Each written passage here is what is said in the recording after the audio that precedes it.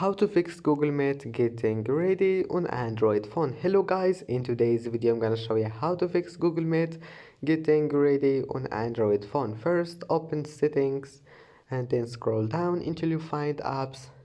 Now click apps again and here type Meet, click on it.